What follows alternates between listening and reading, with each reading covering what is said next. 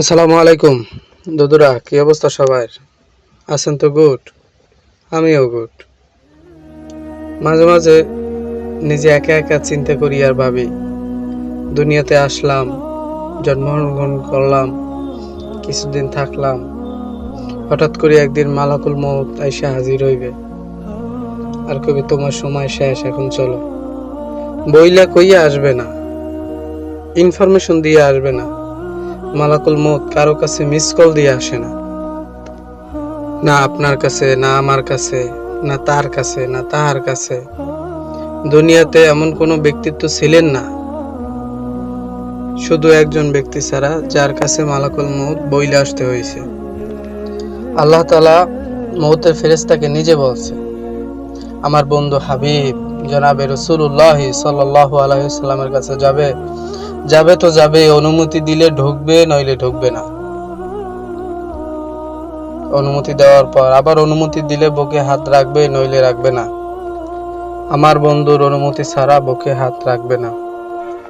একজনই দুনিয়াতে ব্যক্তিত্ব ছিলেন, যার কাছে অনুমতি নিয়ে আসতে হয়েছে, আর কারো কাছে আজ পর্যন্ত অনুমতি নিয়ে আসতে হয় নাই। এটাই সত্য। এই জন্য আসেন, ওই যে জান্নাত, এটাই আমাদের ছোট্ট জীবনটার উদ্দেশ্য। এই জন্য আল্লাহ তাআলা এজন্যই ডেলি ডাকেন, 5 বালা ডাকেন, গ্যারান্টি দিয়ে ডাকেন, সিল মাইরা মাইরা ডাকেন যে উম্মত যদি 5 ওয়াক্ত নামাজ কমপ্লিট কইরা দেখাইতে পারে, আমি গ্যারান্টি দিয়ে বলতেছি, আমি ওই উম্মতের জীবনটাকে কমপ্লিট বইলা লিখে দিব। তো দুদু, এই দুনিয়াতে চিরস্থায়ী থাকার জন্য আমরা কেউই আসি নাই। যে থাকার সেই থাকতে পারে নাই, তার আমরা কেমনে থাকবো?